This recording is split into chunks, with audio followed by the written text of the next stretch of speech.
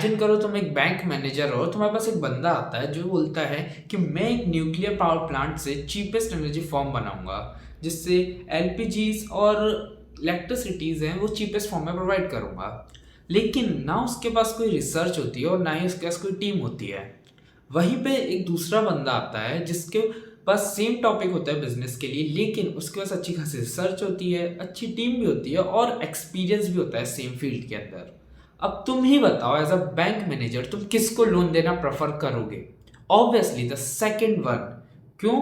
क्योंकि उसने एग्जीक्यूट अच्छे से किया है, वही मैटर करता है। क्योंकि देखा जाए तो सारे बिजनेसेस सेम पोटेंशियल रखते हैं, चाहे वो कोई सा भी बिजनेस हो, चाहे बिस्लरी की बोतल का हो या फिर नोकिया के फ़ोन का हो, सारे बिजनेस सेम पोटेंशियल रखते हैं, लेकिन उसके एग्जीक्यूशन कैसा है वो मैटर करता है। एक ना मैफ्लो मेथोडोलॉजी होती है जिससे ना आपका कोई भी बिजनेस का एग्जीक्यूशन होता है ना वो बहुत ही ईजी हो जाता है एग्जीक्यूट करना, आपके सारे रिस्क खत्म हो जाते हैं। ये मैफ्लो मेथोडोलॉजी बताने से पहले मुझे आपको समझाना पड़ेगा कि ये मैफ्लो का मतलब क्या है। फर्स्ट, एम का मतलब है मार्केट। मार्केट एनालाइज करो कि आपका जो प्रोडक्ट है उसकी वैल्यू है भी या नहीं, क्या कस्टमर्स वो प्रोडक्ट लेना चाह रहे हैं या नहीं, या फिर आप वो मार्केट के अंदर और भी सेम तरीके के प्रोडक्ट्स हैं, आपके कंपटीशन क्या प्रोवाइड नहीं कर पा रहे हैं, आपका कंपटीशन कुछ गड़बड़ तो नहीं कर रहा है जो आप फिल कर सकते हो, जो गैप होगा वो आप फिल कर पाओ अपने प्रोडक्ट के अंदर। इससे ना बहुत ही अच्छा एडवांटेज मिल पाता है मार्केट के अंदर आपके प्रोडक्ट के लिए और आपके बिजनेस के लिए भी। देख, सेकंड, ई से आता है एंटरप्रेन्योर एंड टीम। एंटरप्रेन्योर तो आप हो ही, आपको एक अच्छे से काम करना ही पड़ेगा आपके बिजनेस के लिए, लेकिन आपकी टीम भी बहुत अच्छी होनी चाहिए। कहीं आपने आपकी टीम ऐसे तो नहीं बना ली कि कोई आपका दोस्त है ना, लेकिन उसके पास ना कोई स्किल है ना ही कोई पैशनेट है वो इस बिजनेस को लेके, लेकिन वो सिर्फ इसलिए आया है क्योंकि उसे पैसे चाहिए और आपने उसे सिर्फ इसलिए रखा है क्योंकि वो आपका दोस्त है। इससे ना टीम अच्छे से बन नहीं पाएगी और ना प्रोडक्ट अच्छा तैयार नहीं होगा। एक बार प्रोडक्ट अगर बेकार हो गया तो आपके बिजनेस की रेपुटेशन, आपका बिजनेस का कैश फ्लो सब बर्बाद होता जाएगा। इसलिए टीम बहुत अच्छी होनी चाहिए, हाईली स्किलफुल होनी चाहिए और एंथुजियाज्म होना चाहिए आपकी टीम के अंदर उस बिजनेस को लेकर आपके टीम में ना गोल होना चाहिए कि हाँ, फ्यूचर में मेरे बिजनेस को इस तरह से देखता हूँ। एंड थर्ड, एफ का मतलब आता है फाइनेंशियल। क्या फाइनेंशियल कंडीशन आपकी सही है जिस तरह से आपको बिजनेस चला रहे हो? दरअसल होता ही है कि आप कोई प्रोडक्ट एक कस्टमर को दे रहे हो, वो कस्टमर ना कोई तीसरे कस्टमर को प्रोडक्ट बेचता है, अपना सेल करता है। अब वो ना आपको पैसे तभी प्रोवाइड करता है जब वो तीसरे कस्टमर से अपना पैसे ले लेता है। अगर आपको उसको उस कस्टमर से पैसे मिल गए तभी वो आपको प्रोवाइड करेगा पैसे, लेकिन मैक्सिमम केसेस में ये टाइम पीरियड ना 6 महीने से 1 साल तक का भी हो जाता है।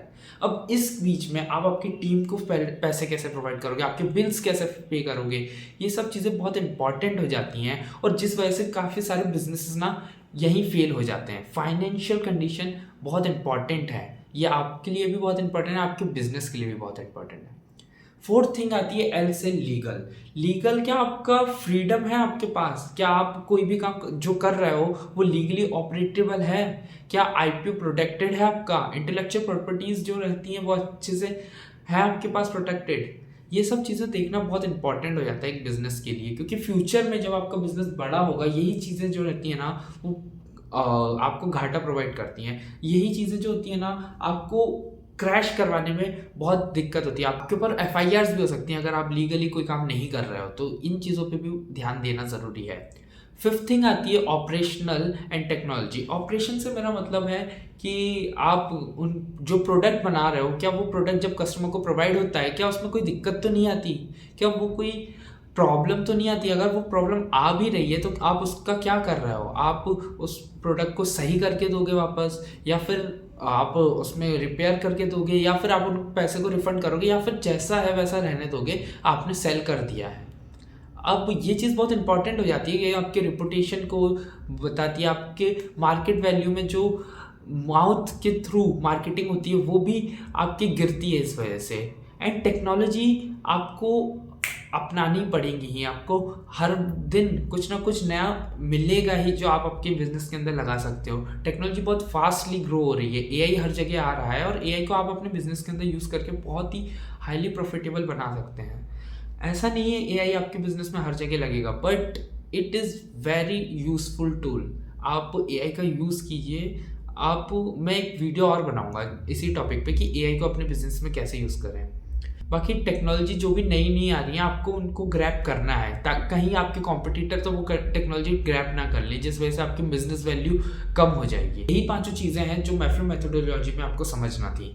अब मैं आपको ये स्क्रीन पे चार्ट दिखा रहा हूँ। इस चार्ट के अंदर मैफ्लो मेथोडोलॉजी आपको अच्छे से समझाई होगी, जिसमें यहाँ पे market, entrepreneur, legal, financial and operational side में लिखी हैं। उसके बाद लिखा हुआ रिस्क का एक बॉक्स है। रिस्क के बॉक्स में आपको डीपली अच्छे से आपको आइडेंटिफाई करके डीप में लिखना है कि रिस्क क्या है, आपकी मार्केट में क्या रिस्क है, ऑपरेशन में क्या रिस्क आएंगे, टीम में क्या रिस्क हो सकते हैं, कहीं तो कोई डिस्प्यूट तो नहीं हो जाएगा, वो सारे रिस्क आपको लिखने हैं। उसके बाद प्रोबेबिलिटी क्या है इनके होने की, ये रिस्क है ज़रूर पर क्या ये होने की प्रोबेबिलिटी कितनी ज़्यादा है। आपको 0 से 5 के बीच में आपको इसको स्केल पे जज करना है, लिखना है। उसके बाद इम्पैक्ट क्या आएगा आप पे, उस रिस्क अगर हो जाता है तो उसका इम्पैक्ट क्या होगा वो भी लिखना है। जितना हाई इम्पैक्ट रहेगा उतना ही हाई रिस्क होगा वो। उसके बाद एक्शन क्या ले रहे हैं आप। एक्शन ऑब्वियसली आप ऐसा लीजिए जिससे आपका जो रिस्क हो वो खत्म हो जाए। आप रिस्क के अंदर काफ़ी टाइम ले सकते हैं कि मैं आप किस तरह से रिस्क कम कर सकूं, तो इस चीज़ पे आपको ध्यान देना है। उसके बाद जो आप एक्शन लें उसका न्यू प्रोबेबिलिटी क्या बनेगी कि ये हो ही जाएगा, जो आप एक्शन ले रहे हो वो हो जाएगा। और उसके बाद जो न्यू इम्पैक्ट आएगा वो कैसा रहेगा। मेनली न्यू इम्पैक्ट जो रहेगा वो पॉजिटिव में ही रहेगा, आपको कोई दिक्कत नहीं होगी। बट इसी मैफ्लो मेथोडोलॉजी से आपकी 99% प्रॉब्लम्स ना खत्म हो जाएंगी। अब बाकी आपके ऊपर डिपेंड करेगा कि आप इसको कैसे एग्जीक्यूट कर रहे हो, कितने अच्छे तरीके से डीपली एग्जीक्यूट कर पा रहे हो। बाकी मैं मिलता हूँ तुमसे अगली वीडियो में, तब तक के लिए बाय बाय।